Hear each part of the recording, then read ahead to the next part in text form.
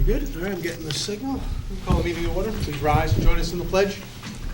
I pledge allegiance to the flag of the United States of America and to the republic for which it stands, one nation, under God, indivisible, with liberty and justice for all.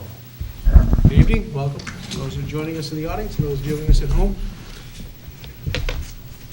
We'll skip for the moment down to item 4, minutes, beginning with December 12th, 2013 work session meeting. Mr. Fode. Mr. Chairman, I move to approve the December 12, 2013 work session minutes as written. Second. Motion and a second. Any discussion? Hearing none. All in favor? Aye. Aye. It's unanimous. December 16th, 2013 regular session minutes. Mr. Chairman, I move to approve the December 16, 2013 regular session minutes as written. Second. A motion and a second. Any discussion? Hearing none. All in favor? Aye. It's unanimous. And the executive session minutes for December 16th, 2013. Mr. Chairman, I move to approve the December 16, 2013 executive session minutes as written. Second. A motion and a second. Any discussion? Hearing none. All in favor? Aye. It's unanimous. I'll move to item 6, the FY 2014 water rates, which was continued from our meeting on December 2nd, 2013.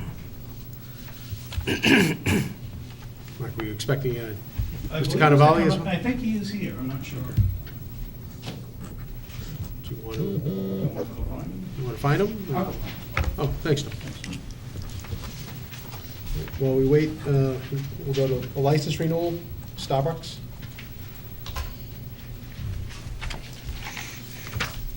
Mr. Chairman, I move to renew the following common victual license to expire December 31st, 2014, subject to all regulatory department requirements. Starbucks Coffee. Second. Motion is second. Any discussion? Nope. Just a question. They've been operating without the license? Yeah, they have, my guess is based upon the tracking, and it probably finds its way up to some corporate group long ways from North Reading, and so it wasn't returned on a timely basis. We've given them notice that in the future, we would expect that they provide the information requested in the fees prior to the end of the year. We stay on top of them. I look at the stances at specific times, so obviously this thing probably makes its way out to Seattle or wherever their corporate headquarters are. But, you know, we send them countless letters in terms of the fact that they need to renew. We begin that process in October, and unfortunately, it doesn't always yield the most satisfactory results. Anything further? No. Okay, on the motion, all in favor? Aye. Unanimous. Mr. Cannavale is here, so we'll go back to FY 2014 water rates. Mr. Cannavale? 15. Since the last time we were here, the issue's gone before the Water Commission and the Finance Committee. They both issued recommendations supporting the 2.5% recommended increase. And that's the only change since the last time we met. Any questions? Mr. Purcell? Just want to make sure I understood. The $500,000 payback we were going through, that's been completely paid back at this time, right? No. Or this is the last year for it? Most of it will be this fiscal year. Most of it would be this, okay. And then that whole issue is done. We didn't pay it. So So that about was that 100,000? do that in 3 years? Well, Sorry. we didn't pay anything in 1 year.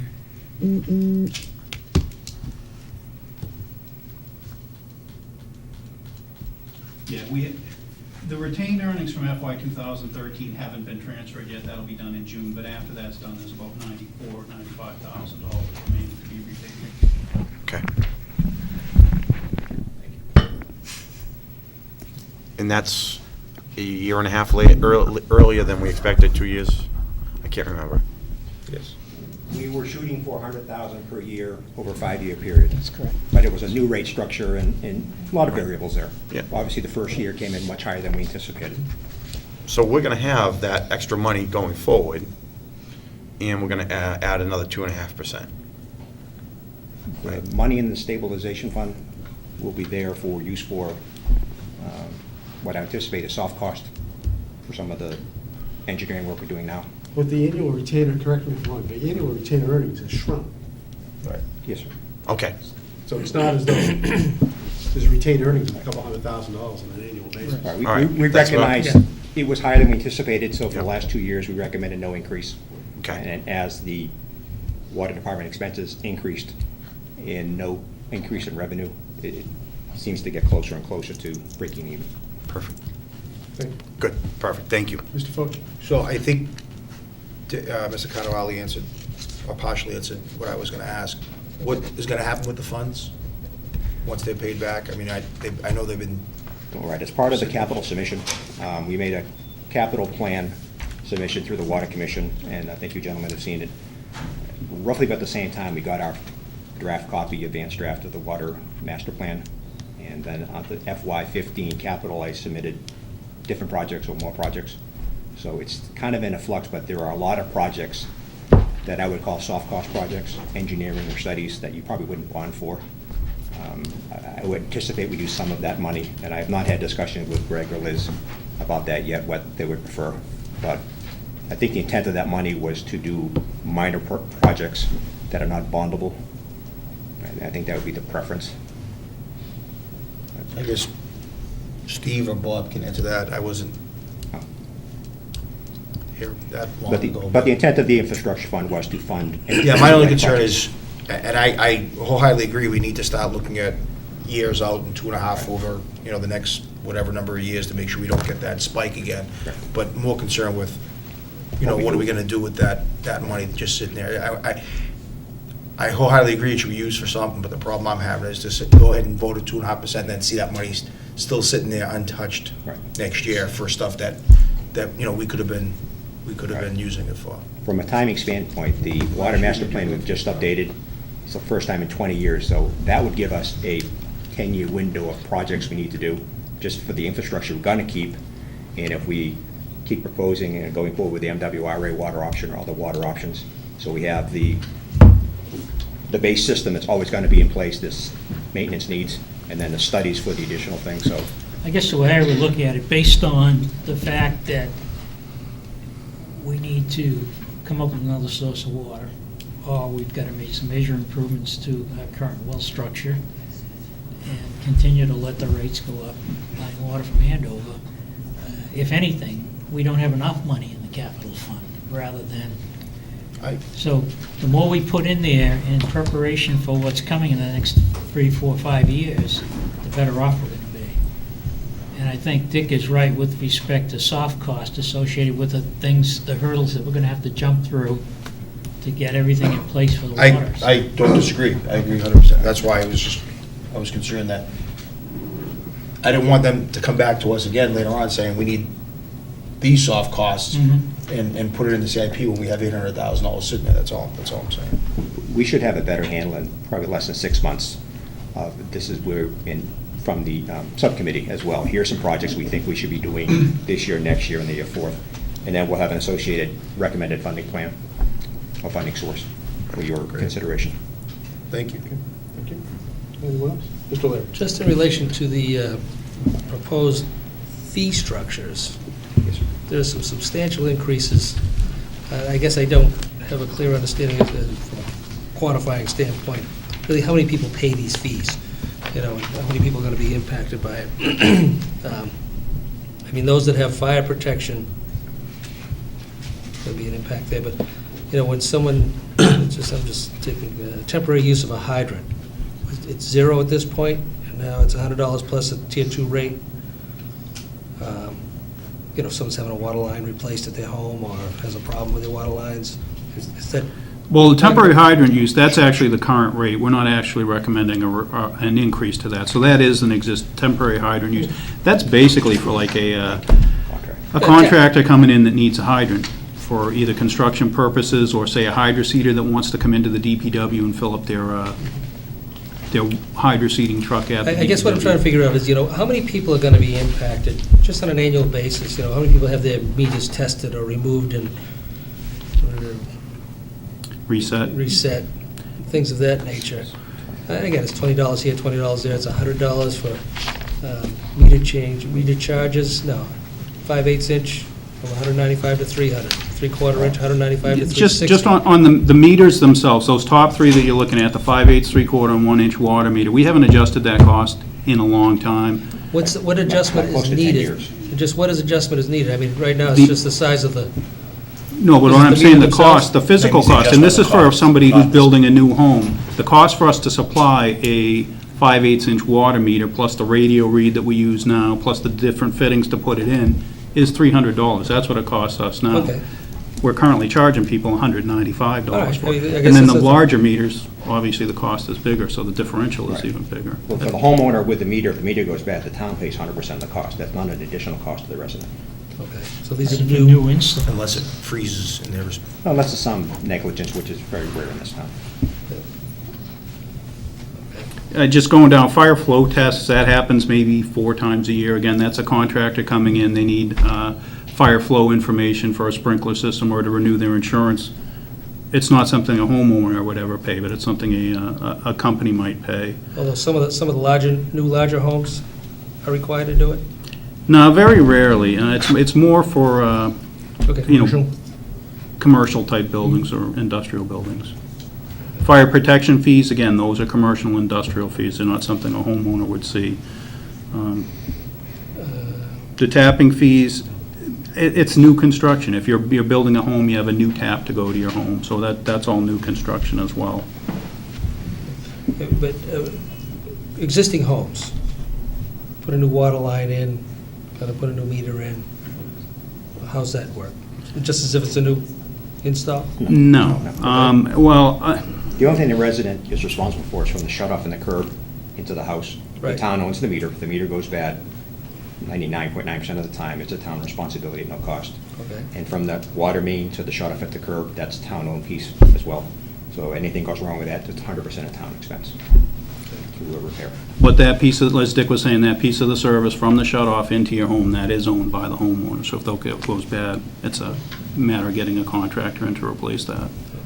And just explain to me what a system development charge is. System development charge is, and again, this relates to new construction. You've lived in town for a number of years. You've paid a water bill for 40 years, say, in North Reading. A portion of what you paid every year is gone to infrastructure improvements in North Reading. We built water treatment plants since you've been here. We built new water towers since you've been here. You've paid into the capital infrastructure that exists to service all the customers. A new home comes in, they haven't paid anything for those capital projects. So we looked at, and this goes back a number of years, we looked at capital projects that have water quantity supply type things, new water towers or the water treatment plants, something that deals with being able to supply that person water. We made an estimation of how many new homes would be built over the next 20 years, divided those capital costs between the existing homes and these new homes, and came up with what we felt was a comparable buy-in cost, if you will, to somebody who's been here paying a water bill for 40 years. You paid to build the water tower, now the new person coming in has use to that water tower. So it's just to help pay back some of the capital costs that we've incurred for system expansion, or that the residents and businesses have incurred for system expansion. And again, this is a developer-paid cost, not a resident cost, as part of constructing a new home or a subdivision. Okay, yeah, I'm just trying to figure out, current existing ratepayers. How You will know, they be impacted by the current Very, fee very structure? little. just a raise. Very little. A question came up last time. You have a home, you tear down the home and build a new home on that lot. Do you have to pay the system development charge? No. You've already paid it, no, because it's an existing tear down and a rebuild. We don't charge that, strictly new lots. Probably, I mean, the easy way is comparable to our buying into the MWRA, if we would go to the Right. MWRA. Yeah. Okay, thank you. Good, no, that's very good, thank you. It's excellent. The Finance Committee's here. Ms. Hurlbert? My understanding was that the additional sums that, or any homeowners that exist. Abby, I can't hear you, Can't believe it or hear not. you either. My understanding was that this piggy bank of water department money was going towards capital. I also understand that there are approximately, Dick, give me a rough idea of how many, what are capital things you have on your capital wish list for this year? Dollars. Order of magnitude is 1.5 million for consideration. So, it's probably not going to be approved for one country, that money doesn't exist. But my point is that we're worrying about an increase that isn't even going to fund the requests for capital for this year.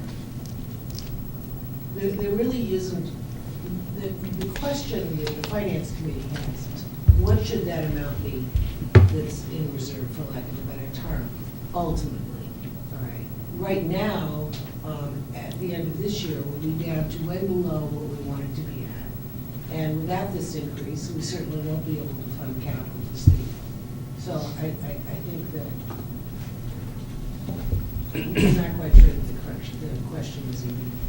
Well, just, again, as Mark and I evaluate the new water master plan and discuss it with the subcommittee and the town administrator, there's going to be some things we must do and would like to do.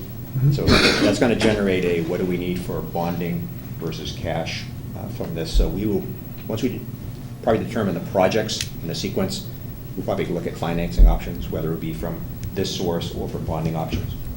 So, I mean, that's, yes, we do need to have a financing plan to complement the water capital plan, and that will be happening over the next 3 to 6 months.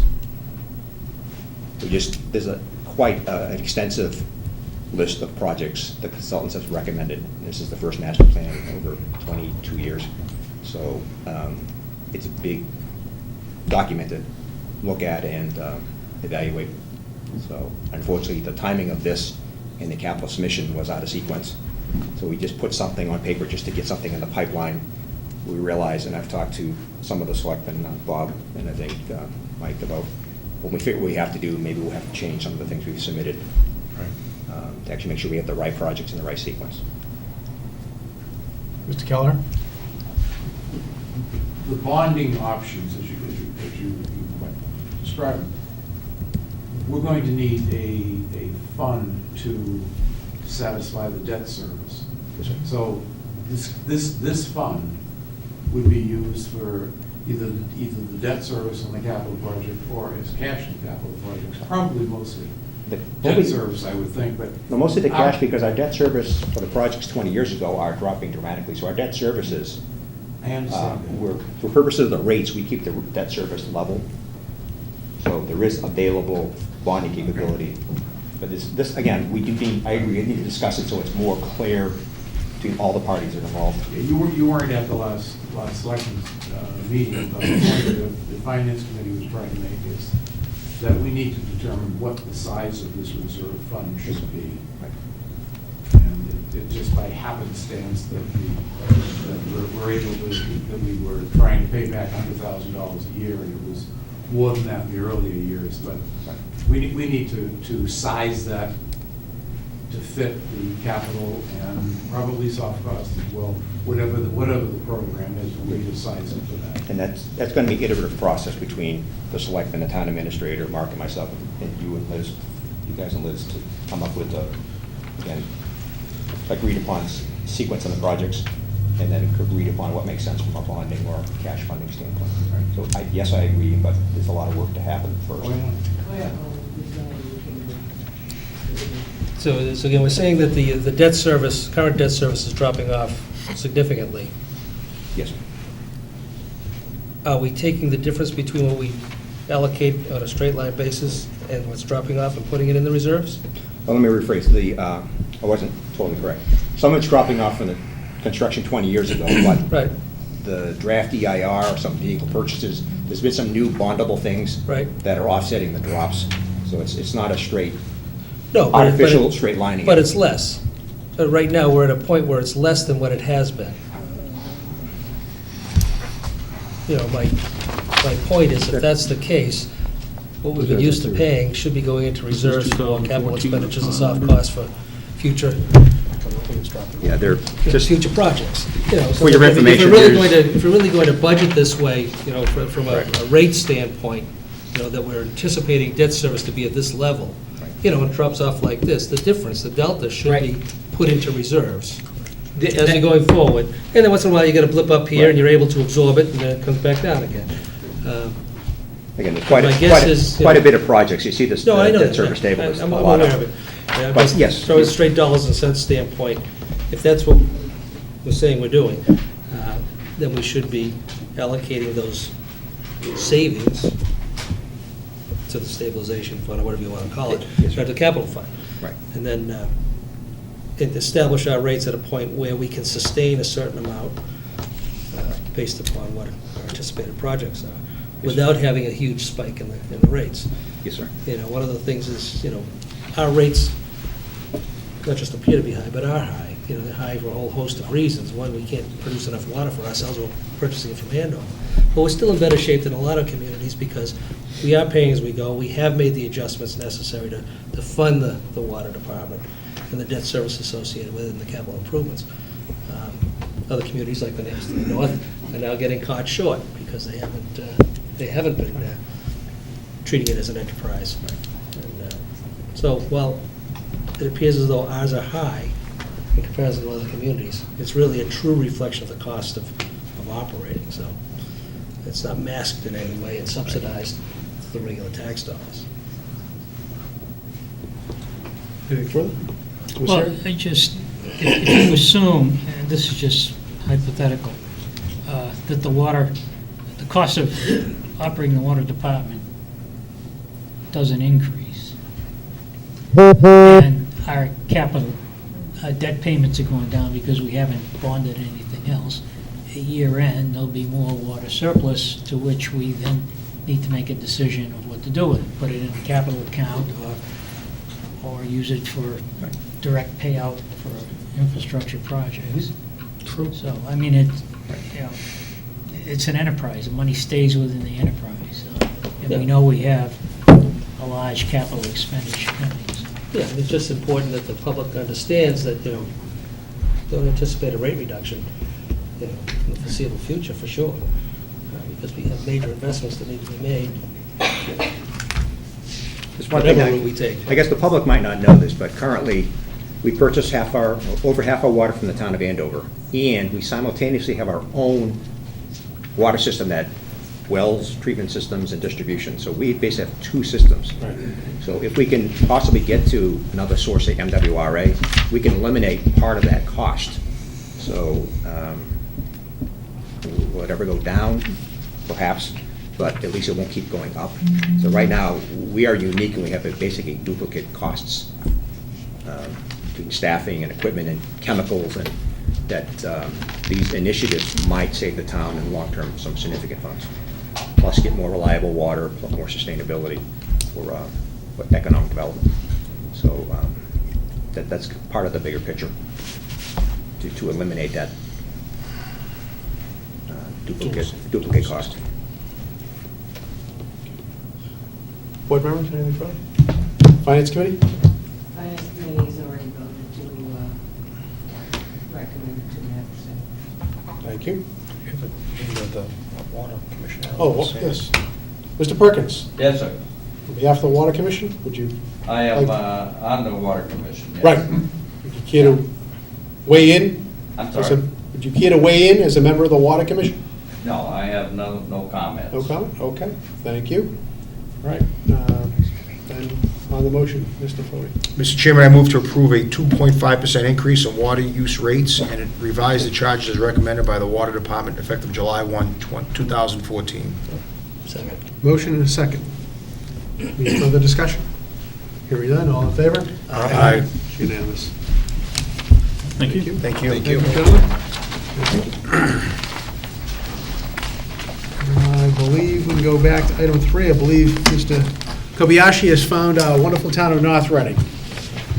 And item 3 is we're meeting with Mr. Kobayashi, who's the representative from Edward J. Collins Junior Center for Public Management. He's here to discuss their services in terms of the executive search. So, you want to come up and join us? You can have a seat at the table. Thanks, Mark. Getting here tonight was not complicated. I hope it wasn't too much of an inconvenience. For us? For you. No, not at all. Easy for us. Not at all. And the earlier discussion is kind of evocative of my dozen years on the Belmont Board of Water Commission. Oh, okay. So how did we So do? it's familiar phrases, so Did we do all right? they're coming back to me. Oh, you did fine, you approved the rates. Well, thank you for joining us, and thank you for taking the time to meet with us this evening. We're interested to hear what Collins Center has to offer for us. For the record, my name is Richard Kobayashi. I'm Senior Associate at the Collins Center for Public Management at UMass Boston. The center was established by the legislature in 2008 and named in honor of Ed Collins, who was a former colleague of mine. He was the state's first deputy commissioner of the Department of Revenue, specifically for local services. So we've been, from the very get-go in 2008, the center made a management decision that one of its practice areas would be assisting municipalities recruit town managers, town administrators, and other top talent. Since that time, we have assisted 30 municipalities in recruitments along those lines. I'm going to make my remarks as brief as possible so we can have a little bit more of a conversation. Couple things about the way we do our business. First, in our view, the biggest risk any Board of Selectmen faces in making a decision about a new town administrator is the risk of being faced with choosing the best person from a mediocre pool of candidates. And with a mediocre pool of candidates, someone who's sort of okay tends to look like an intellectual giant. And our main job for all of our clients is to make sure that our clients are not in that situation, so that when we together get to the end of the process, you have something between 3 and 5 people who have the technical skills, the education, the maturity, and the judgment to be effective in the job. And then what the board really has to sort out is what's the board and the town's chemistry with each one of the candidates. Consultants are good at a lot of things. They're not good at figuring out chemistry between a board and its administrator or manager, or between the town and an administrator. All those issues, if you've all stood in front of the post office on Saturday mornings when campaigning or similar things and talked to people. I mean, you know the town. You represent the people.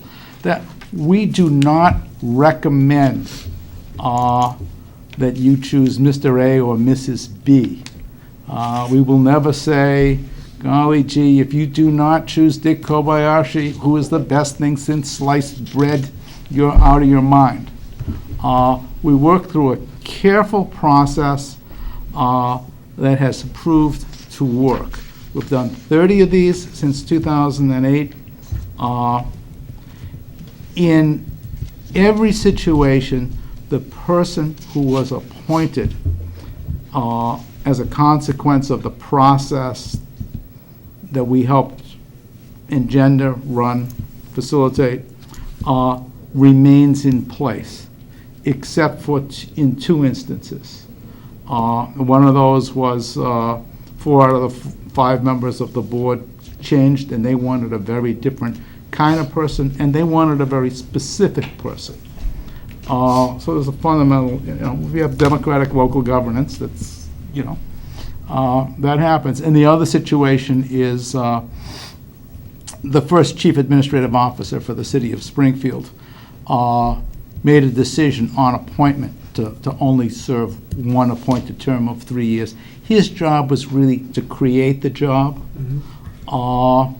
and give it some, and he was, guy's name is Lee Erdman, he was the former city manager of Hartford, Connecticut, and he brought some gravitas to the job, and the job had never existed in a big, complicated city before. So, but he was at the end of his career. He said, "I got 3 years left in me."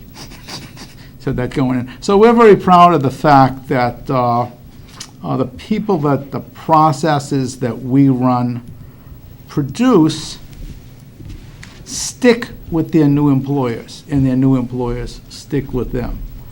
We don't take this casually. I'm going to hand out, I know you got this electronically, but this is nothing like paper.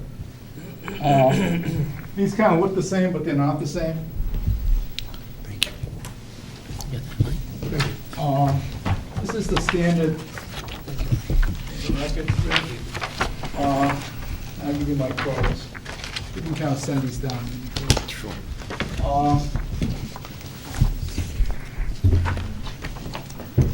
Our job is to recruit, and we can't recruit for the town administrator in North Reading or any other place unless we know our client. So right at the beginning, we talk with all elected officials, particularly members of the board, one-on-one. We talk with department heads. We usually ask the board who the key opinion leaders are in town and try to talk to them. Usually, in any town in Massachusetts, there are somewhere between 3 and 5 town mothers and town fathers who have some status in town and are seen to be the wise men and women and have some perspective. And we're happy to talk. We're happy to talk to folks like that who have kind of the long view on the town. But when we are done with those conversations, we draft a document like this, no pictures still. It's just a Word document. And and we review the document with the board. And it's really important that the board decide in those discussions with us whether the words that go in the document are appropriate and properly reflective of the challenges and opportunities and describe accurately the personality and skills that are required to be successful in the job. On more than one occasion, there are differences of views about that. Well, the time to sort that out is when we're writing the document, not at the end of the process when we got two finalists who are diametrically opposite. So we don't care how many drafts we go through with the board when we're preparing this document. We'll work at it until it's done, but when it's done to your satisfaction, we ask the board to vote on it.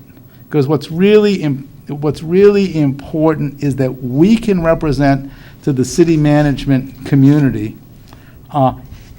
and you can represent to the North Reading community, that this is really a thoughtful document. You know what you want, you've articulated it, you've got a vision for the future. And when I get calls from potential candidates, and the question is always the same, what's North Reading really looking for? I can say, in an honest way, take a look at the profile. It's all in there. With all the issues are really, I can give you some nuance, but the document has to speak for the town. And once we have the document, we advertise, we use our electronic and personal networks, we assemble a pool of candidates.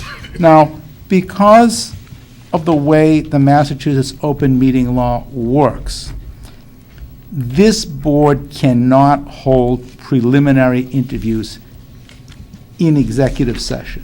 You cannot do that and maintain confidentiality. And it's because of that statutory consideration that almost every town uses a screening committee. With a 5-member board, you could have as many as 2 members of the board on the screening committee, but you can't have 3. Because then that's a majority. The design of a screening committee is completely up to the board. We have seen screening committees where each member of the board has picked 2 humans. We have seen screening committees where there have been 2 selectmen, a former selectman, a selectman from another town, and 1 stalwart citizen. These people wanted to keep it real close. They both worked.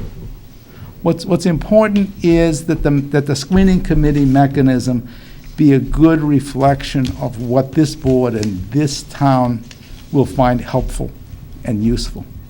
And typically, we work with the screening committee, and typically, a screening committee will bring forward 3 to 5 qualified candidates with all the references checked and all the backgrounds checked by us, and then kind of hand them over to the board on a silver plate, and then it's the board's pretty much to run with.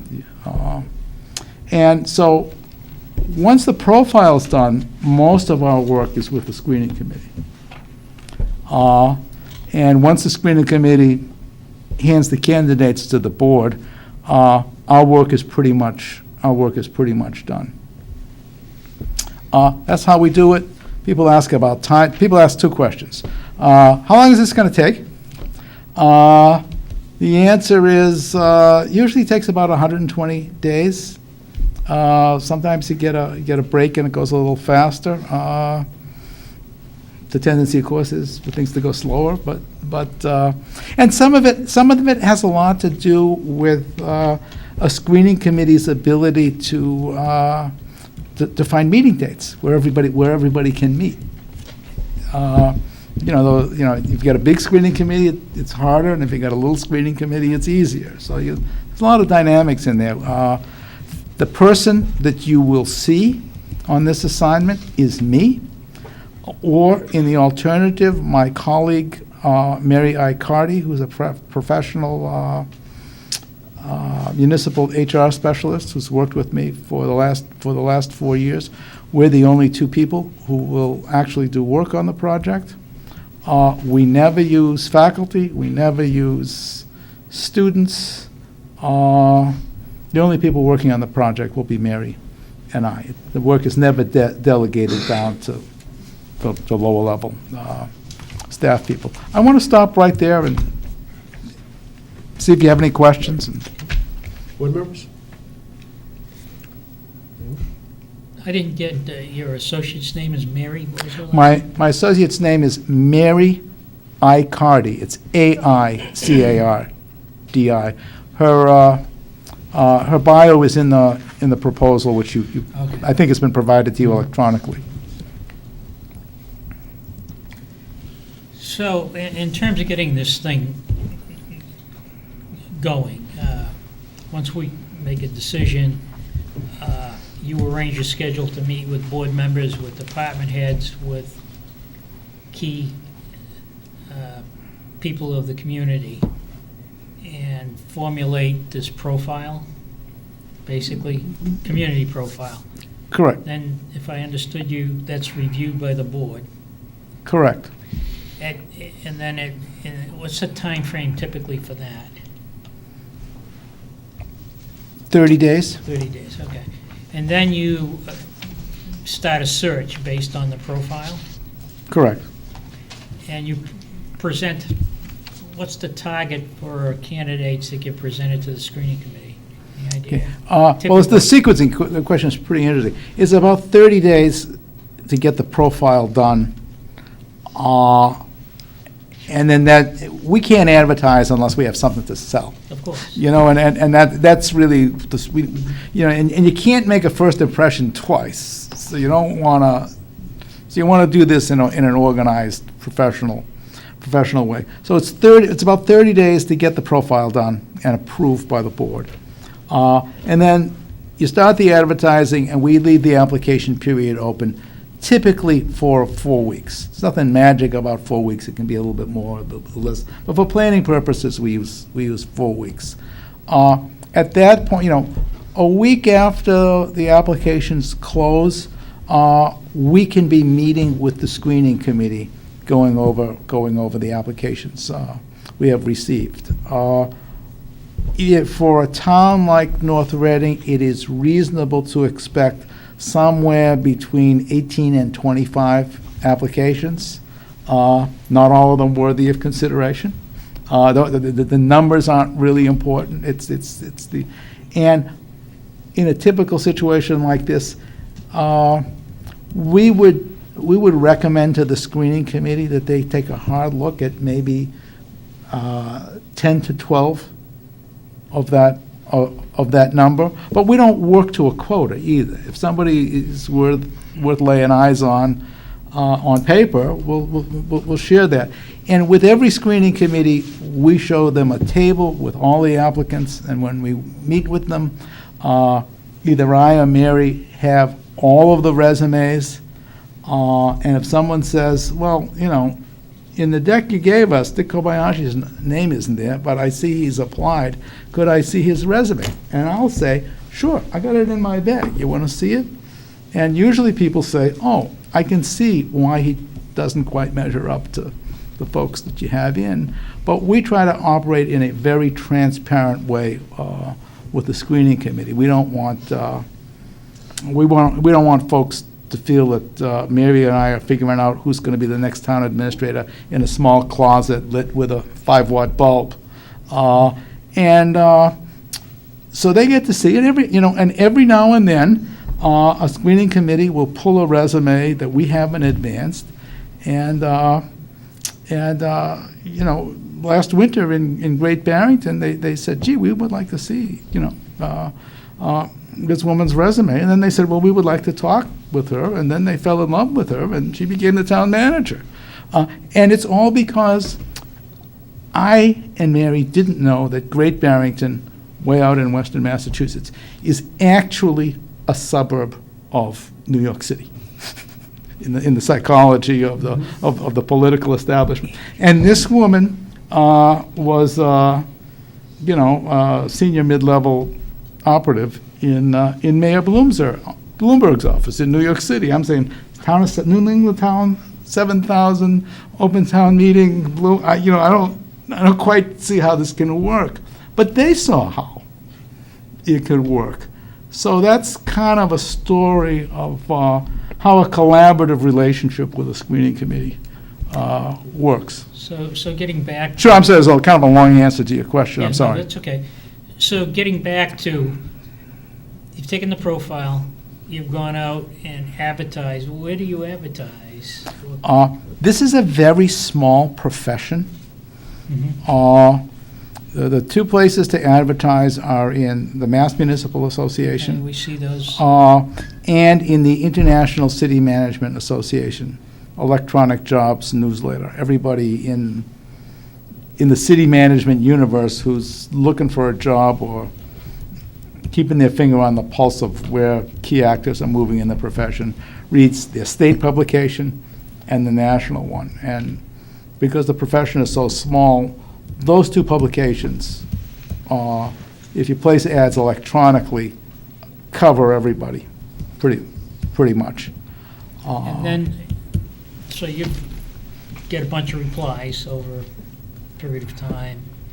You screen those and present to our screening committee basically a list with resumes. Correct.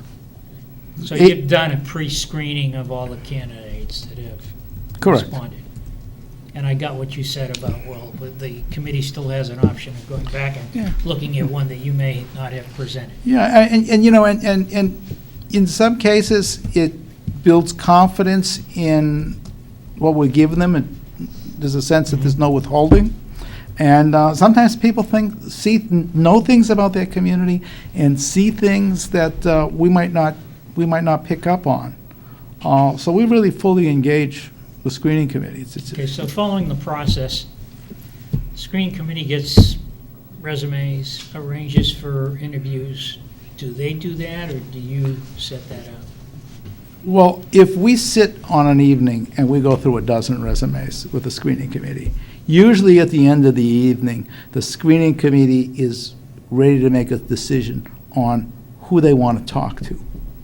And we're pretty aggressive about saying, hey, don't make a decision that you're only going to interview 6. Interview the people that are interesting to you. Let's not do quota here. We either know the people professionally because they've been candidates before, or we will have certainly interviewed them telephonically, and we'll share stuff that's not in the resume with people. I mean, the question that everybody always wanted was, where is this person in their career, and what is it that draws their interest to our town? And, you know, it's sort of in the resume, but it's not in the resume, and there's no color. So we share those views, those impressions with the screening committee. They make a decision on who they want to talk to, usually at their first review meeting, and they figure out when they can interview, schedule, and we book the people. We write sample questions for the screening committee, which are tied to the profile that this board has approved. And they can modify them, and, you know, you can ask follow-on questions and so on. Well, and we stay very close with and support the committee through its process. And when the committee is interviewed the final person, they're usually pretty ready to say, let's move A, B, and F forward. And we say, okay, don't take a formal vote. We'll go out and we'll do the reference and background checks on those people. You don't want to take a public vote on somebody who might turn out to be embarrassing. Mm-hmm. Let's do that vetting before you take the final vote.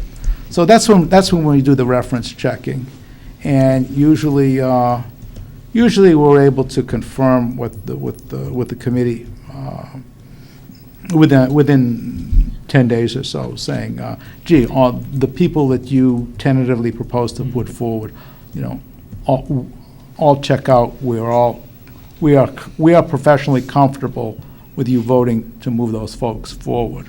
Or if there's a judgment call to be made, we might have a quiet conversation with the chair, and then have the committee make the judgment call with fully informed. All right, so we get down to the point where the screening committee has got to the 1 or 2 or 3 prime candidates, and then there's public interview by the Board of Selectmen at some point to meet all the requirements. The board decides on a candidate. Are you still involved in the process related to negotiations, contract negotiations, or what is the call on? Where's our cutoff point? Yes. Here's the way we view it. We're active with the screening committee until it takes its final vote to recommend candidates to you. Following that, we are able to be of assistance to the Board of Selectmen in thinking through how it wants to organize and carry out its own public interview process. Usually what we do most times is we write a narrative script for the board, which a board takes and then modifies to its own need. Some people want everybody to take a tour before they interview with the board. Some people say no tours, you know.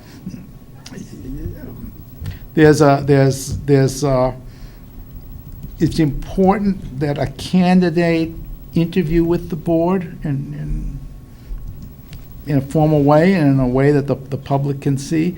But it's also really important that each member of the Board of Selectmen get a little one-on-one time with the candidates, too, over coffee. It's a different, it's a different kind of conversation. Some boards feel that it's very important to observe how a candidate interacts with the public. Not just the question, oh, how do you interact with the public, Mr. Kobayashi?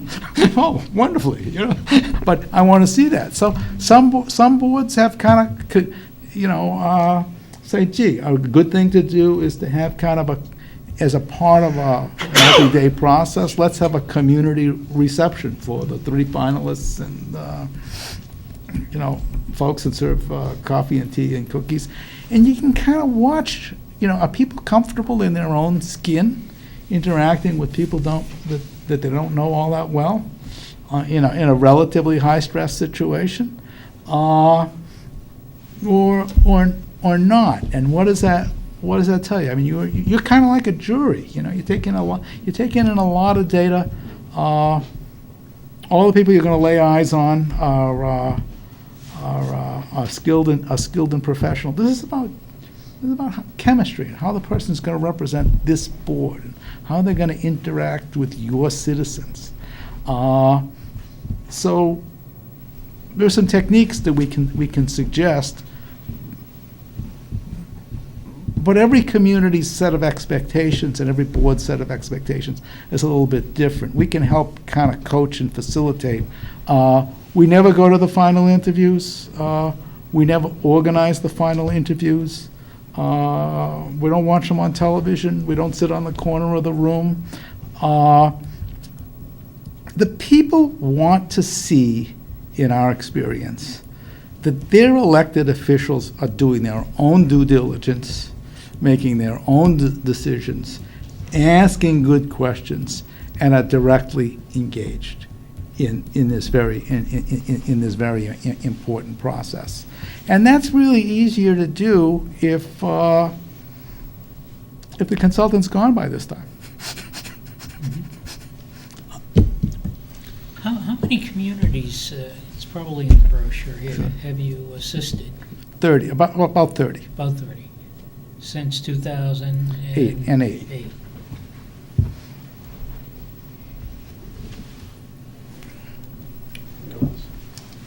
Briscoe? Still there? Just, first of all, I think it's a good idea for the board to engage the services of someone such as yourself or your outfit. Just in relation to your relationship to UMass, what is that relationship? Are we employing, whoever you are here? Yeah, okay, yeah. I understand the Are we question. employing UMass Boston? Your contract, what we appended to the scope is a contract with the University of Massachusetts at Boston. Okay. Operating through its Collins Center for Public Management. I am a W-2 employee of the University of Massachusetts. I work for them. I'm not a sub-consultant. I'm not a freelancer sort of carrying their flag. Right, okay, that's what I wanted to think there. And my colleague, Mary Icardi, is in exactly the same situation. So the town's business relationship will be with UMass Boston. Unambiguously. And it's labeled as contract, but we're part of the Commonwealth, and you're part of the Commonwealth. So these agreements really function almost as intergovernmental service agreements more than anything else. The town's not going anyplace, and the the Commonwealth's not going anyplace, and so a lot of things that become of great concern in a commercial transaction aren't present, because the parties are kind of prisoners. They can't move. They can't flee. And the other thing about that is this good faith here. If the board votes to proceed using us as a consultant, we can commence work within a week. And our management is comfortable having the formal paperwork and the formal contract sort of follow the commencement of the work. We can start on a good faith basis as soon as the board votes. Your current workload, what's our competition right now? Oh, good question. Well, we're wrapping up Foxborough, and we're close to wrapping up Drake. And we're going to start Medway. And it's in the nature of this business that there are always several proposals that are out. But as a practical matter, we're never actively or intensively working on more than 3 projects like this simultaneously. So we've always been able to give full attention. We always put 2 senior people on each project. So there's Mary and I, and if, I can't make a meeting of the board, she can professionally represent us. We're not tied to one person's schedule. So we can meet any schedule that we agree on with the board. What's the Collins Center competition? What else, what other search recruiters are there out there? Well, in some ways, we don't have any. That's why I'm Because, asking. and I don't want to say that in a facetious way. I mean, we do this as a public good under the banner of the university. We have to get paid enough to pay our people and pay a little overhead. There are a couple of commercial firms that are in the business, and there are very significant differences in the way different firms approach this work. Our work is heavily front-end loaded in terms of our gaining an understanding of the community and the challenges it faces in the next 5 years, and documenting them and getting the board to vote on an appropriate document. Because we feel that if you do that, then you don't have problems at the back end of the process, or when the person starts I working. don't disagree with that. I actually like the approach. I think it forces us to And engage ourselves. and that's why that's why the retention rate is so high, cumulatively. The other firms, MMA has been doing this, and MMA does not stand for Mass Municipal Association. It stands for Mark Morse Associates. Yeah. Mark was my colleague for at least a decade, years ago, and there's a firm in New Hampshire, MRI, and they have different technical approaches to this work. So we're the only public organization doing this. We're the only ones that place such a heavy emphasis on the front-end diagnostics.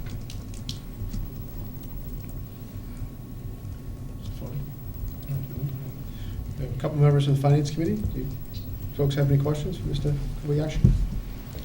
Pretty comprehensive. I should have brought a couple more. Thanks. I can give them. Okay. I'll take care of that. No problem.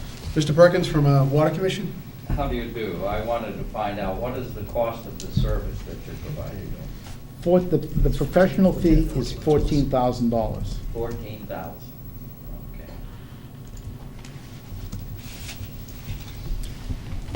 And then there's some ancillary costs associated with it, mileage. What's it generally run? Total cost. Well, the major, driving from UMass to here costs practically nothing in terms of, it's 18 miles. So that's that kind of stuff. When you go to Great Barrington, it adds up. You're right. But, it's the main costs are advertising, which is something the town would have to do for itself if it didn't have a consultant. And that's, I don't know, somewhere between $500 and $700. And the other significant cost is when you get to the end of the process, and we have 3 to 5 finalists, communities usually want us to do the background checks for them. And those are $350 a piece. So if you got you know, it's never less than 3 candidates, and it's never more than 5 candidates. You know, and there's a little printing cost with the brochure, but, so the out-of-pocket costs, most of which the town would bear anyway if it didn't have a consultant, probably run $1,500. Just want to think if there were any other, yeah, and the real, you know, it's, the real variable cost, which depends on the number of finalists, is the background check costs. And then depending on where the candidates come from, get them in here, interview them, put them up. Yeah, that's a town cost. We Right. don't, we, Right. So- but you usually don't, usually only pay that for a finalist Right. who's coming in from, and that'd be the same whether you had a consultant or you, Mhm. or you didn't. And, so I think that's about it. I'm certainly happy to address any questions that anybody might have.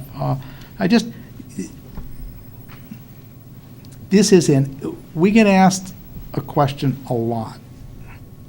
And the question is, what do you do about internal candidates? And the answer is, well, we treat them the same way we treat everybody else. This is a public job. Anybody can apply. We afford a very high degree of confidentiality to applicants. We afford that same degree of confidentiality from somebody inside the organization or somebody who was an alumni of the organization. The candidate can speak to the extent that they wish about their candidacy, but we just keep the lip zipped. Because part of our business model is that people who are in delicate positions feel comfortable applying through us because they know that the confidentiality can be maintained. And that reputation helps us with the work of making sure that in the end, our clients have good candidates to talk to. If you develop the reputation that, oh, you're a leaker, you'll lose half the pool because you can't apply to this particular consultant. And we treat internal candidates exactly the same way we treat everybody else.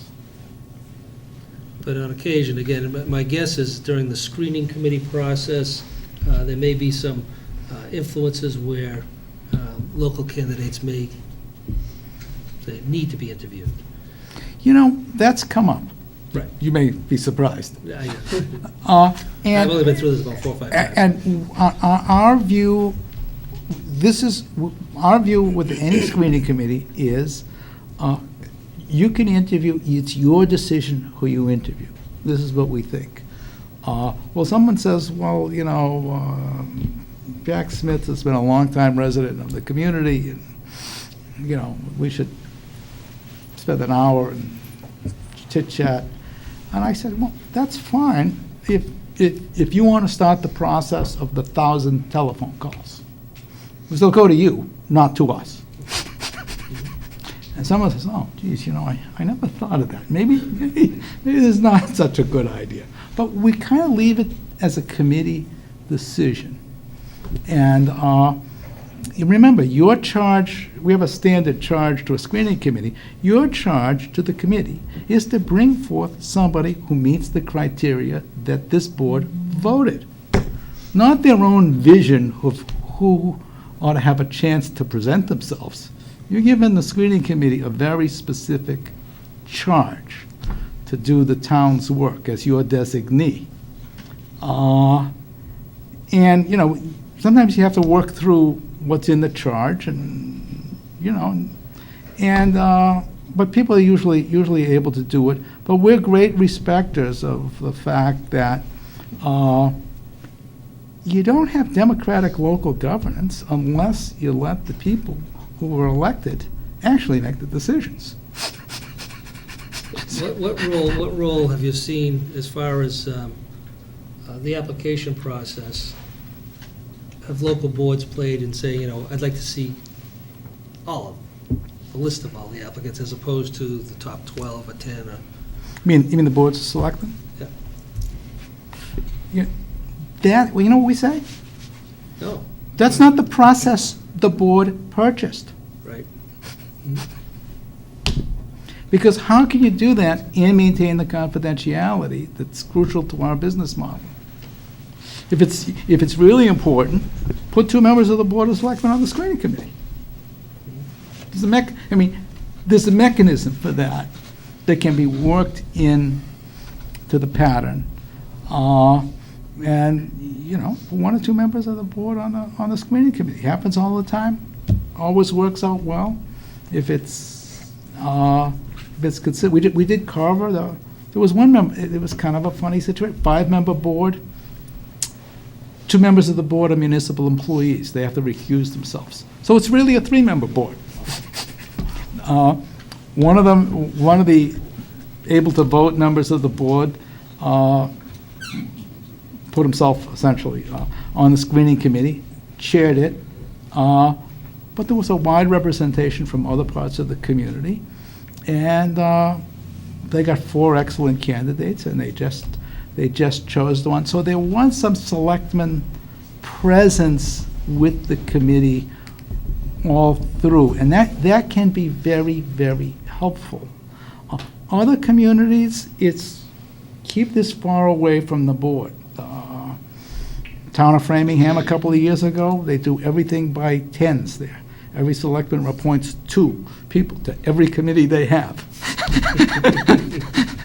And it's a complicated place. It's almost 70,000 people. It's really it's really a city. You work, but the outcome, and they stayed far, far away from the board.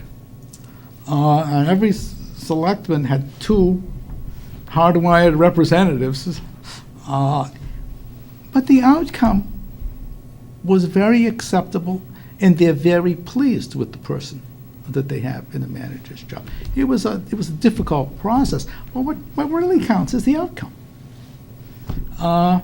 So there's plenty of room to calibrate that kind of process in a way that really fits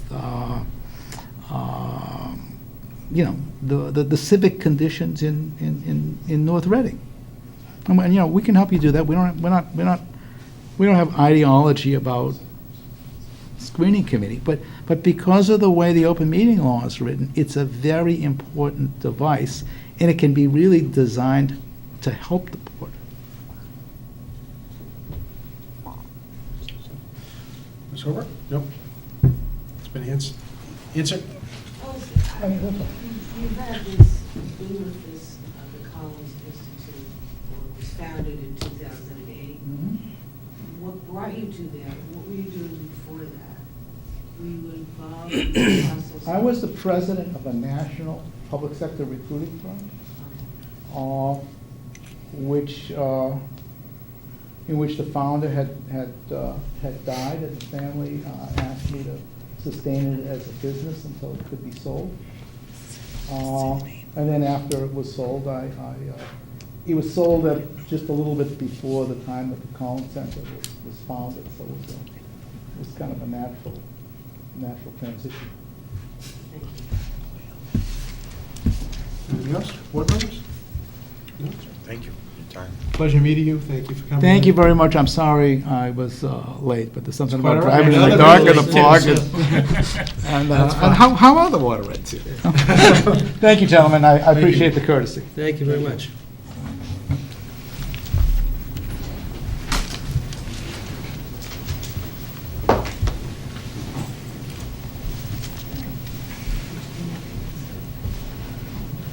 How would you like to proceed, Mr. Chairman? That's, I'd like to get the board members to weigh in as to their thoughts on this process. I think, I like what we've heard. I like the idea of the profile and their investment up front, getting us to collectively determine what our vision is for this community and our vision is in terms of who the next town administrator would be. I like that process.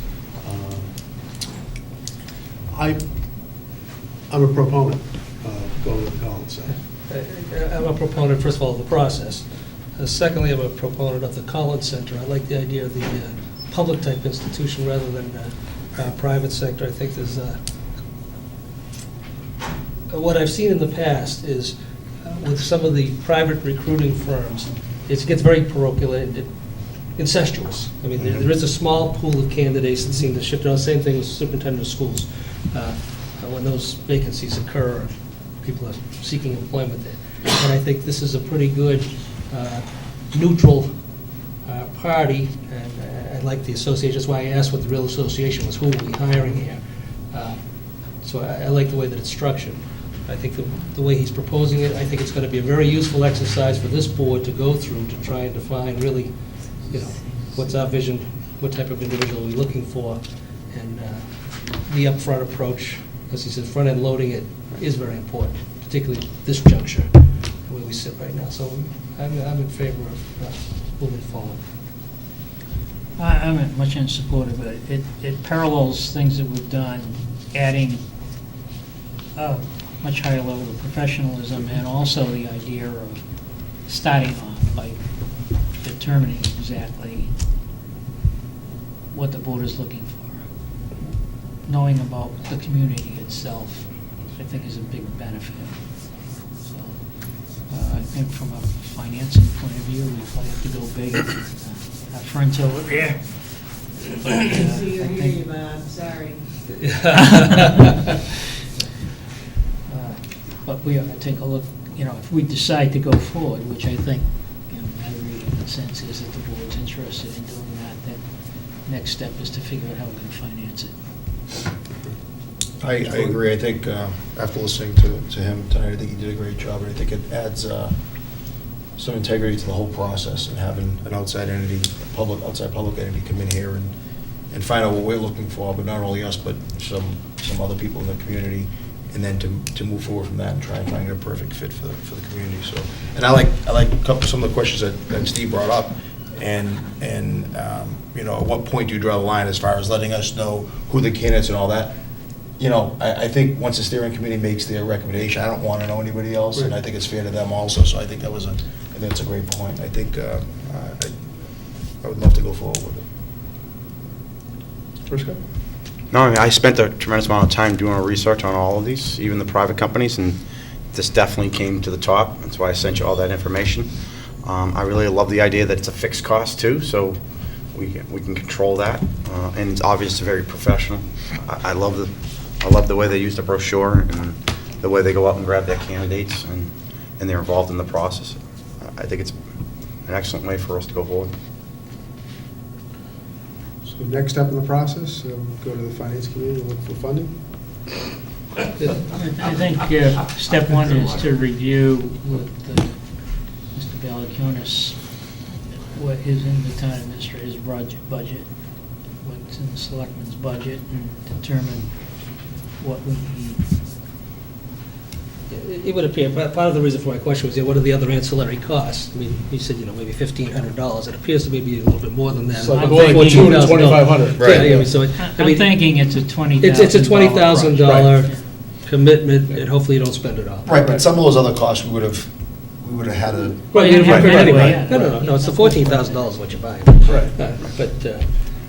So my guess is the number's $20,000 that we're looking at here, and I think we should just, as Mr. Messeri pointed out, check with Greg, see what's available under professional services or anywhere else. Very little, okay. Keto. And in the meantime, formulate a request to the Finance Committee for a transfer from the reserve fund for unforeseen expenses. Town administrator search. But I think, if the consensus is to move forward, Consensus system move then forward. I think we should formulate a request, and it doesn't sound like there's much there as far as professional services, and again, we don't want to be short for the rest of the year. It might be $2,000, Steve. Oh, okay, that doesn't do anything for us, because we need some money for, so, Right, Mr. you Chairman, can- I move that we put in a formal request to the Finance Committee for transfer from reserve fund $20,000 for the purposes of a town administrator search, and further move that we engage the services of the Collins Center for the purposes of finding the next town administrator. Second. I have a motion and a second. Any discussion? Does the Finance Committee have some reservation? I realize that Mr. Prisco has done due diligence in looking into the possible search engines, whatever, places. Sources. To help in finding a new administrator, but I'm wondering if you want to look at anybody else before you decide on the Collins Institute. Just based upon my independent research, I'm not interested in anybody else other than the Collins Center. And the other, and you correct me if I'm wrong, Steve, I think from my experience too, I think the other parties are really private corporations that do it as opposed to. Well, they're all going to be talking to the same candidates, private or public. I mean, that's just the way it is. So many guys looking for a job Right. like this. And they're not going to limit themselves because of some, whatever it's in Collins Institute. They're going to press their resumes out to everybody. So you're going to be talking to the same candidates, no matter who you go. And I think going with the Collins Institute or some other search organization is an excellent. I just wanted to know if you were going to look any further or if this is. I don't have an interest in doing, not only did Michael do his independent research, I've done some on myself, I've talked to other people from other communities. I think this is the way to go. I like the public aspect of it. I like their process. So I don't want to take the time to further investigate private companies. Then I should also say that we have a finance committee meeting next week. So we could entertain your request for a transfer now. That'd be terrific. I'd ask you to do that once we take a vote. So much to do with that meeting. Next Wednesday at, I'm not sure if it's Wednesday. typically, because I thought we I think it is told- Tuesday. I think it's Tuesday. It is Tuesday. oh, okay. Tuesday, 7:30? So, and that'd be nice because we don't have a lot on our agenda because the season's a little behind. Couldn't hear you. Good. All right. All right. On the motion, all in favor? Aye. It's unanimous. Very good. Thank you.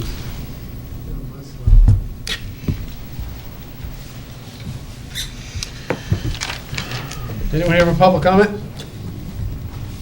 Hearing none, seeing none. Moving to appointments and reappointments. Veterans Committee. Mr. Chairman, I move to place a nomination of the following name for reappointment as an associate member of the Veterans Committee for the term to expire on December 31st, 2016. There are 3 openings. John Weiss, 17 Old Andover Road. He's the incumbent. Have a motion? That's the motion. Have a second? Second. Motion, and I have a second. Discussion? We just There's have 3 openings, but only one. There's only one for the associate member. So if there's anyone in the public interested in serving on the Veterans Commission, there's 2 openings. Is that correct? That's correct. Associate members. Associate members. Veterans Committee. You in? I can't. I'm not allowed to serve on any other committee. That's so unfortunate.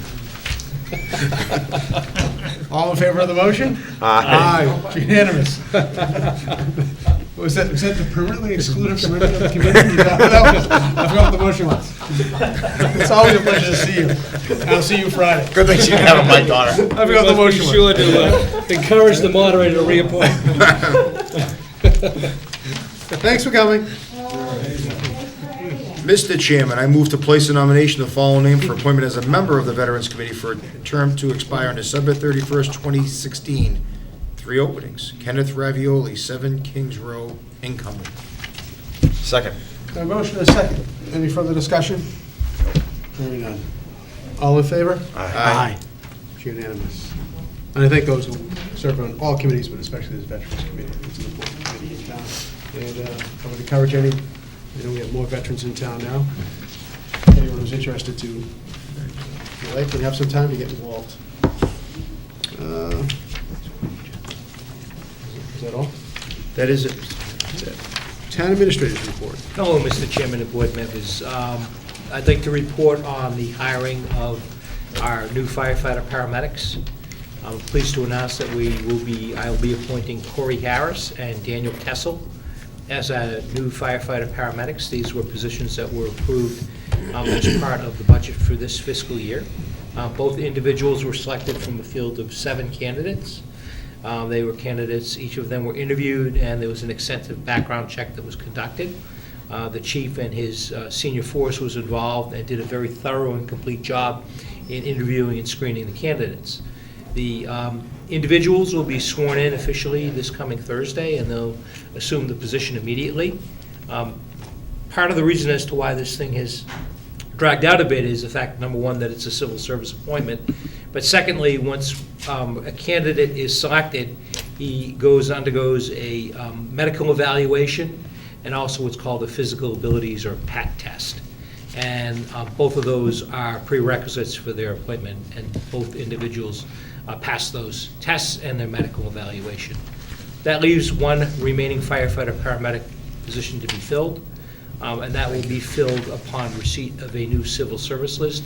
I think I previously indicated to the board that I intended to call for that list beginning the new year. And so we were at the new year, and anticipate that upon receipt of that, we'll go through a similar screening process. Any questions? Thursday, what time? Thursday, beginning at one candidate will be sworn in, Mr. Harris, at 1:15, and Mr. Kessel will be sworn in at 2:15. Mr. Chairman, just in relation, I don't know Mr. Kessel, but I certainly do know Mr. Harris and his family, and I think it's, again, a wonderful testament to a firefighting family where this Mr. Harris whose father was a retired chief, his grandfather was a retired chief, his uncle is on the fire department, and they have a long and storied history of serving our community of firefighting service, and it's great to have another generation of Harrises on board. And I wish him all the luck, and same to Mr. Kessel. I look forward to meeting him. Kessel's also a resident of town, right? Is that correct? I believe so. Yes. That's great. Yes.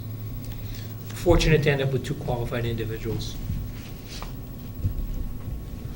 If you'd allow me to proceed, the notice of appeal has been received from the ABCC concerning the liquor license denial on the Center Cafe. The hearing is scheduled before the ABC on February 19th, and the subject is, I have the letter in front of me which says appeal of action from the North Reading Board of Selectmen for denying the application for wine and malt beverages, Section 12, license of Gathering Inc., DBA Center Cafe, to be exercised at 118 Park Street, North Reading. This will be a hearing before the ABCC. If you look at the calendar, Council will provide the main representation at this hearing, but what we've done in the past is I will attend the meeting together with representation from the police department. In addition, if there is a member of the board that would like to participate, it would be most certainly welcome, because sometimes there are questions that come up from the ABCC relative to the reasons as to why the board would have taken a vote that it did. So I'm putting that date out there. It can be changed going forward, but it's imperative that we proceed with the appeal process, as the applicant has a right to file, and he has done that. Any questions about that? Last on my list, as you know, we had a fairly significant snow event this past Thursday and Friday. I'm informed that a total of 19 inches of snow fell, and that began early on Thursday and continued throughout the day. The forecast lull that we were supposed to see never came, but I'm pleased to report that the DPW crews began pre-treating of roads in advance of Plowing on Thursday, they were up very early on Thursday morning to begin the pre-treating of roads, and that's evidenced by the fact that the roads were in as good a shape as they were. Plowing did commence about 10 a.m. on Thursday morning. Private contractors were called in at 3 p.m., and I can assure you, in the time between 10 a.m. and 3 p.m., there was a lot of snow that came down, and we did get some complaints from residents' roads who are typically plowed by private contractors, wondering why the town hadn't gone out and taken a look at that. So at 3 p.m., the private work crews were involved. There were a total of 25 pieces of DPW equipment and 51 private contractors' pieces of equipment that were involved, for a total of 76 in the snow removal operations. And the DPW continued their work throughout the evening, completed their work as of the close of business, or Friday afternoon. They then also came in on Saturday to remove snow from key intersections and sidewalks, and that was accomplished. The reason why I'd like to give you an update is typically we keep our fingers crossed that we don't overspend the snow budget, and before this storm we had not. However, I'm informed as of late today that the cost of this storm was approximately $75,000, which means as a result, the town has exceeded its expenditure for the snow removal budget, necessitating an action of the board to authorize deficit spending in that account. You keep in mind that we do vote $175,000 in the snow removal budget. That is the amount that has been exceeded. The total that's been expended to date is $247,068, and I want to again state that includes the cost from the most recent storm. We also hold in reserve an additional $250,000, which we will spend if necessary. And that's where we will be spending money from until we run out of that, so to speak. So although we're legally obligated to vote this in terms of deficit spending, keep in mind that there's an additional cushion of $250,000 that we build into the tax rate setting process.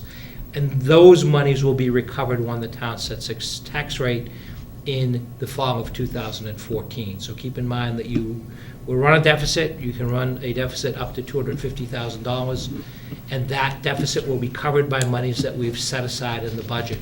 Beyond that, then we incur what we call as a true deficit, which will require an action of town meeting at a future date to cover. We've always covered that deficit, and we try to cover it as much as we possibly can by the end of this fiscal year. So you can anticipate that come June, we will have all of the math figured out and look to cover that deficit from available funds in this fiscal year. So I would ask that you consider the motion that I put in your packet, but I'm happy to answer any questions you may have relative to the event that took place on Thursday and Friday. Thank you. Mr. Fode. Actually, mine's more of a comment that I think the guys did a great job, so I compliment on that. And as far as your comment saying, getting phone calls and all that, unfortunately, snow is a no-win situation, especially one of this length. You don't want to tire the guys out too early and bring the contractors in too early, because then you have no one on the back end. So from what I experienced and when I finally got home, I thought they did a great job. Please let them know that. And I'll just say, like I said earlier before the meeting started, I was able to get off my street by 10 o'clock Friday morning, drove through the town of North Reading, through other communities, getting to my office, and it wasn't a better community in terms of snow removal by 10 o'clock Friday morning. Yeah, it was outstanding. I thought it was fantastic, actually, and it's always been that way, and I think that's important. So I don't know who called to complain. Yeah, it was hard. It was tough. This was a tough snow, too. It was so cold, you couldn't light get it enough, off. but it was packed The down. ground, You couldn't everything get it got off packed. the- We're waiting for the lull. The ground froze before the snow fell. So the problem was, even if you pre-treated it, it was not activated. I agree. It was a tough one. I mean, we rarely get snow when it's that cold. Right. Yeah, not that cold. Considering the Don't forget, the situation. colder it is, 1 inch of water Yeah. is more snow. So under 20 degrees ends up being, 15 inches as opposed to 10 inches. Yeah. So, No, I think overall, I mean, I drove around town and, some of the side streets had hard-packed snow on it, but they were all drivable. flat, you're And right. they did come out and put sand on them the following day. We could say what snow, though. What do we spend our money on looking at it today? Because now we're going to have a little challenge with some ice. Yeah, a little Tonight's ice gonna around. be, tonight's gonna be Tonight there'll be worse. Ice again. skates. All right. Thank you, Mr. Martinez, for that update. We have a motion. So this includes the Thursday, Friday snowstorm and any does. cleanup up through, Saturday. This actually covers us through the $250,000, right? Yes, this includes costs as of today, and I know that there were no costs involved in the snow removal We today. won't have to do it again. We won't have to do it, and we don't need to do it. And if this storm is the last one of the year, we're in good shape. Keep in mind that we did. They're gonna pass it tonight. At your request, maintain a substantial reserve of free cash, just in case. Yeah. And that's the next place that we would look at once the $250,000 is exhausted. so we have a motion? Yeah, we have a motion. This is the motion, this is the last storm, right? That's a motion. Correct. Yes. That would be good. Mr. Chairman, I move to approve the deficit spending of the fiscal year 2014 snow and ice account as provided in Mass General Law, Chapter 44, Section 31D. Second. Motion is second. Any further discussion? Hearing none. All in favor? Aye. Unanimous. Thank you, board members. Thank you. Thank you. I think that takes us to old new business. Mr. O'Leary? Nothing other than wishing everybody a happy, healthy, and prosperous new year, and hoping to have a productive one as a board here. So, happy new year to all. Likewise. Mr. Fode? Same, just everybody have a happy and healthy new year, and wish much success for everybody this year.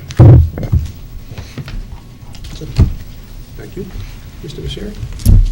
Again, happy new year, happy new year for everybody. I want to present a recommendation to the board. As you know, at the last meeting, I recommended that we try to change the board tone as a New Year's resolution.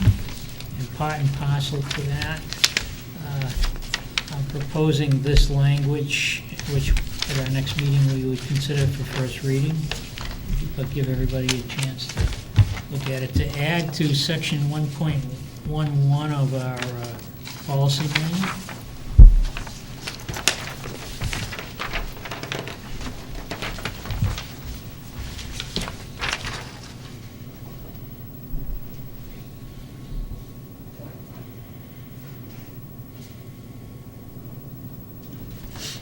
Everybody's had a chance to read. It's very simple.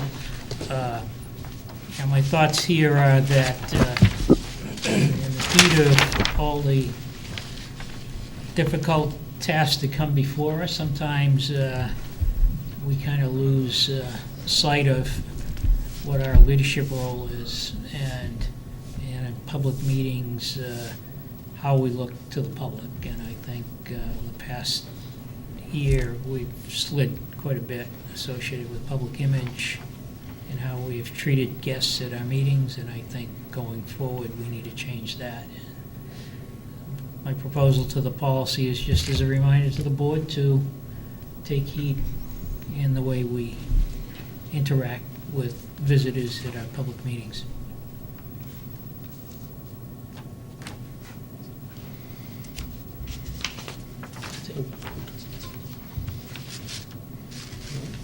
Put it on the agenda for the next meeting. Thank you. Mr. Prisco? I saw the recycling committee posted today that Christmas tree pickups are Saturdays. A few people had asked me if I'd known. I didn't know, but I just looked on their website. So it's Saturday, January 11th, if you want to get your Christmas tree picked up. That's it. Other than that, Happy New Year. That's me. Okay. Just a couple of things this evening. Mr. Misery, I think it's a good idea regarding the policy. I guess I could have done a better job of chairing some of the meetings over the last year, and that's on me. That will change going forward. We do have a black eye as to what happened over the course of the last year, in particular over the last month or so. There's been two meetings that I left and I wasn't able to sleep. One was the night I voted to suggest a truck exclusion that went down 62 up Haverhill Street. And immediately when I left this meeting, I said to myself, what a bad idea that was. And then when I left this meeting, our last meeting, back a few weeks ago, and there was a member, Mr. Prisco, that was criticized and chastised, and some of it was deserved. no doubt, regarding the ZBA issue and how he went about that. And although I didn't agree with how he approached it, I think every member has a right to question certain things if they view it as being improper. There's a way in which we should all go about that. We all have different styles. A lot of people may not like Mr. Prisco's style. Sometimes I'll even tell them that it's sort of like, instead of taking a washcloth and cleaning your face, you're taking a sandpaper and cleaning your face.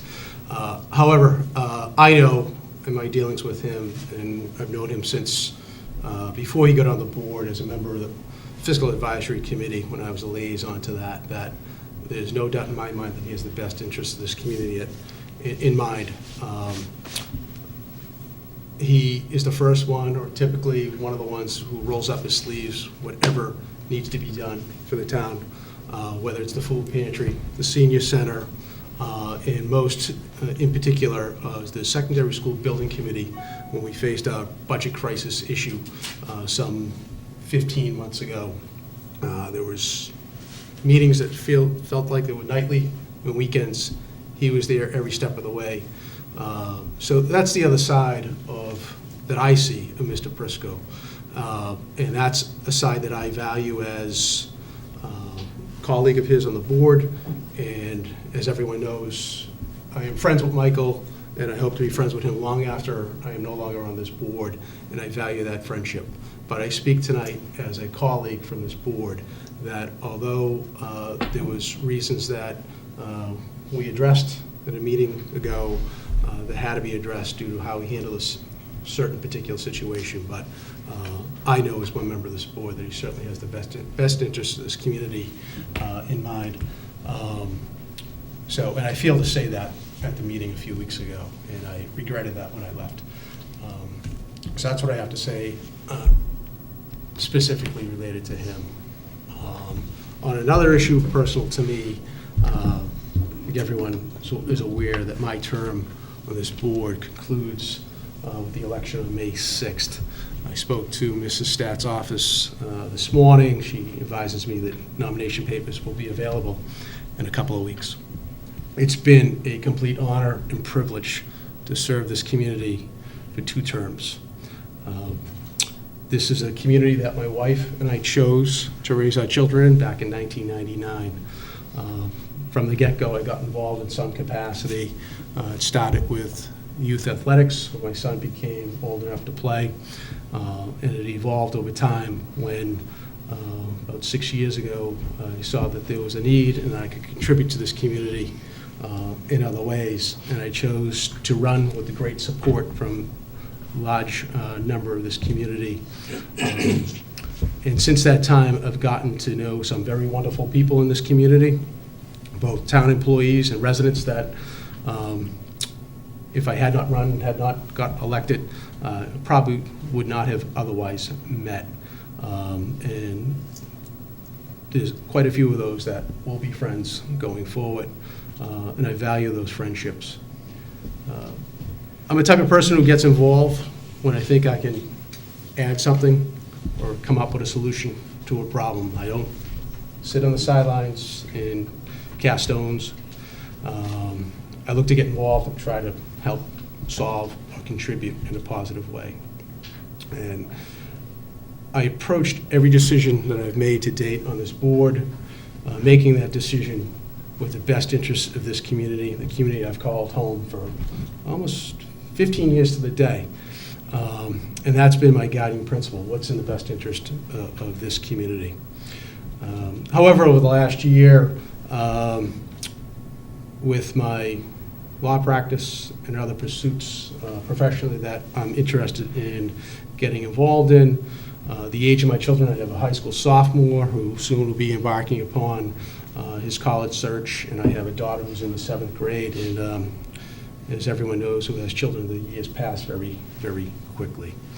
And over the past year, I've given much thought, consideration, debate, discussions with my wife and my kids as to what I will do going forward as this term comes to an end. And also, I feel as though that I have three masters that I serve presently. It's my family is number one, my law practice is number two, because that pays the bills. And surprisingly, to the community out there, I'm still amazed at the people that approach and say, how much do you get paid for being a member of the Board of Selectmen? And they say zero, and they say, why do you do it? And I say, we do it, and I think we all do it. We all do it because we care for this community.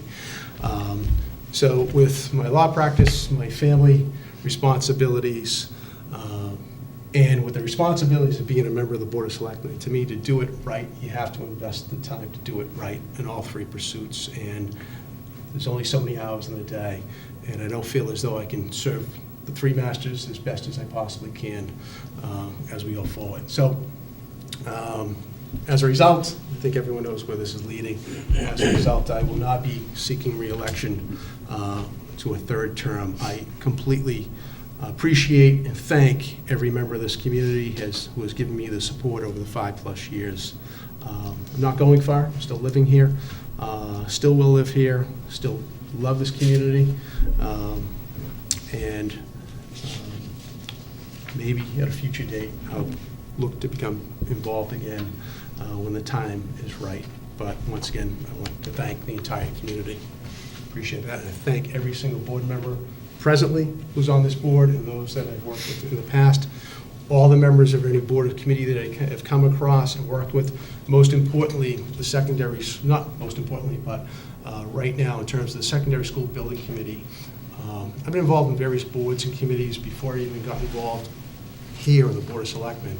And at first, when we looked at the number and the members of that committee, we said, how is that going to work? There's 19, 20 members of that committee roughly, and that is the most productive committee that I've worked on ever, and I appreciate and value their contributions to this community. And with that, I'll ask for a motion to adjourn. So moved. Second. Motion and a second. All in favor? Aye. It's unanimous. Congratulations on your decision.